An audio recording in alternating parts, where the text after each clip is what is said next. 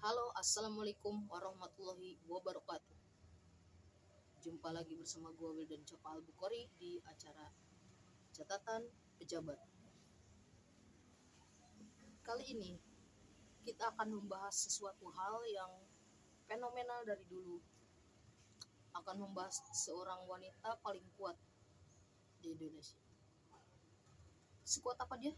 Dia bisa berdiri dari tahun 1999 sampai sekarang. 1987 apa ya? Sampai 1987 dia berdiri tuh.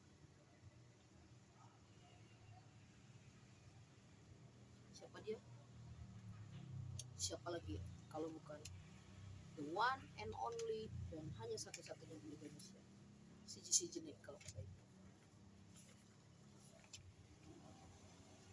Nyonya Mening. Kan? Kita bahas tentang Nyonya Menir, The Legend of Jamu Indonesia. Keren kali. Tugas gitu kalau di kopi. Nyonya Menir yang memiliki nama asli Lau Fing Nio lahir pada tahun 1895 di Sidoarjo, Jawa Timur. Dia adalah seorang wirausaha wanita yang dikenal sebagai pelopor industri jamu di Indonesia. Ya kan? Nama Menir yang diambil dari kata menir jajannya, yaitu sisa butiran halus penumbukan padi. Ya, padi ditumbukan, ada sisanya ikan. Halus-halus banget tuh yang halusnya. Kayak jadi tepung, setengah tepung gitu. Nah, itu yang disebut menir kan awalnya. Yang merupakan hasil dari keinginan sang ibu saat mengandung. Jadi saat mengandung si Lau Fing Nio ini, si ibunya itu ngidam pengen menir, ya kan? Menir itu tepung halus tadi, ya kan? Nah gitu. Ejaan Belanda yang digunakan pada saat itu mengubah menir menjadi mener, yang menjadi nama legendaris hingga saat ini. Ini kan benar juga, sampai saat ini tuh dia berdiri dari tahun 1919.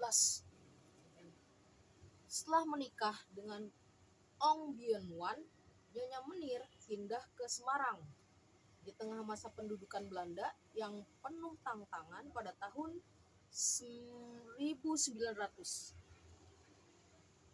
Suaminya jatuh sakit parah dan berbagai usaha pengobatan tidak berhasil.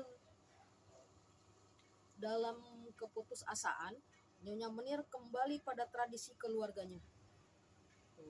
Udah putus asa, kayak emak gue ngobatin abang gue waktu itu, udah putus asa, udah gini gitu kagak sembuh dia. Sekarang kayaknya baru sembuh.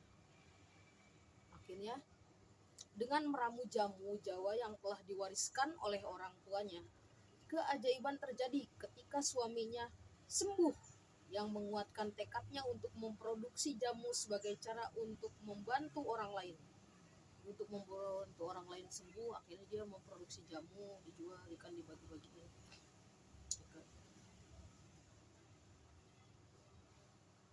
Orang lain di sekitarnya dengan peralatan dapur yang sederhana, ia mulai memproduksi jamu untuk keluarga, tetangga, dan masyarakat.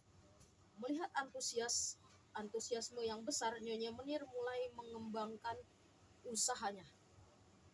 Pada tahun 1999, berkat dorongan dari keluarganya, ia mendirikan jamu cap potret Nyonya Menir, yang menjadi cikal bakal salah satu industri jamu terbesar di Indonesia.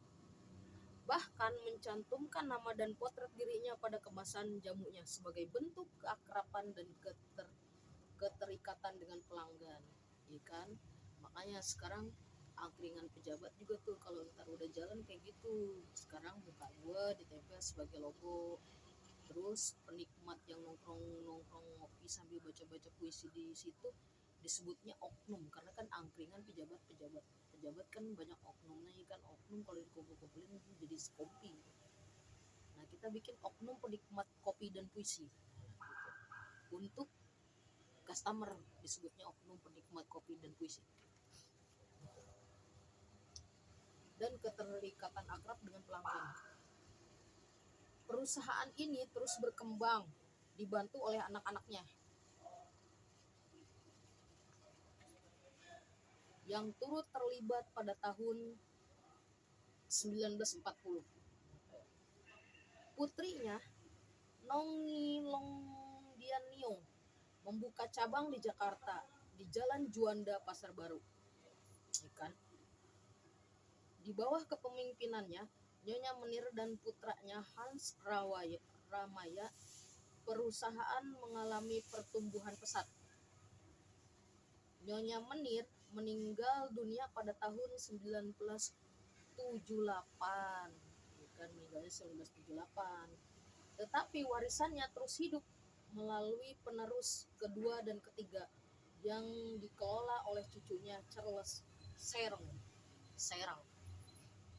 Meskipun awalnya ada lima bersaudara yang mengelola perusahaan, mereka memutuskan untuk berpisah dan kini Charles Serang menjadi satu-satunya pemilik atau pengendali perusahaan. Dengan segala perjuangan dan inovasinya yang telah ditorehkannya, Nyonya Menir bukan hanya menjadi nama tetapi juga menjadi simbol kekuatan wirausaha wanita di Indonesia, yang menginspirasi generasi masa kini dan yang akan datang. Itu dia sekilas tentang Nyonya Menir. Bahkan sekarang nih gue juga nih lagi gencar-gencarnya tentang rempah-rempah, karena kita mengolah rempah, ternyata rempah-rempah Nusantara itu banyak.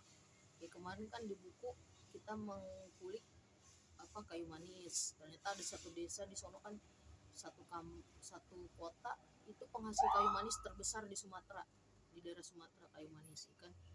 Bahkan ada pulau itu rempah-rempah Indonesia sebenarnya. Yang buat Belanda kesini kan rempah-rempah Indonesia, karena dia pengen menguasai rempah-rempahnya kan. Nah, bahkan kalau kalian dulu beli buku gue yang judulnya Nostalgia Sebuah Dapur, kan, boleh dibaca, ada di buku Nostalgia Sebuah Dapur. Itu ada satu pulau namanya lupa lagi, ntar gue baca lagi, jangan gue yang nulis. Ada satu pulau itu menjadi rebutan antara Inggris sama Belanda kalau gak salah. Manhattan, pokoknya ada satu pulau itu menjadi luasnya itu cuma 1 kali 1 meter, tapi menjadi rebutan karena di situ ada sumber rempah-rempah banyak di sana, kan. Nah, bahkan di Indonesia itu di daerah timur ada namanya garis 3 emas kalau gak salah, Maluku. Gue lupa lagi, padahal gue dulu baca terus nulis, kadang suka lupa kalau gak gue baca lagi. Pokoknya ada satu tempat, ini segitiga emas disebutnya, karena di situ ternyata satu pulau tuh ada cengkeh, ada kapulaga, ikan, dan lain sebagainya. Itu Belanda pengen menguasai tuh, kan. Pulau Manhattan di Pulau Manhattan menjadi ditukar dengan pulau itu kalau gak salah, kan.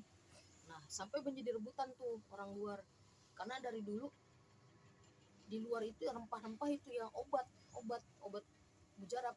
Bahkan orang nih mau ketemu kaisar Cina dulu harus ada wangi cengkeh dulu di mulutnya baru boleh masuk.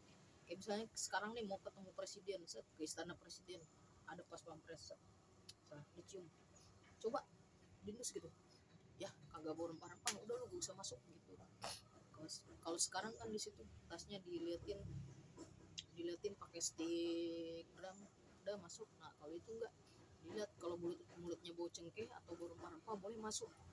Kalau mau ketemu sama kaisar Cina tuh zaman dulu. Makanya ketika itu orang-orang datang ke Indonesia, ternyata di Indonesia ada banyak sekali rempah-rempah, ada cengkeh, ada biji pala, ada kapol, kapulaga, bahkan ada pulau apa namanya, kapur, ya kan, pulau kapur apa, yang buat pengawet pakaian itu, kamper, ada kamper, ada kayu manis, segala macam ada di sini. Makanya menjadi rebutan dan akhirnya Indonesia dijajah sampai bertahun-tahun itu gara-gara rempah-rempah, ya kan. Dan ini salah satunya adalah yang menjaga tradisi rempah-rempah ini adalah Nyonya Menir tadi, ya kan. Nah, ternyata bentar lagi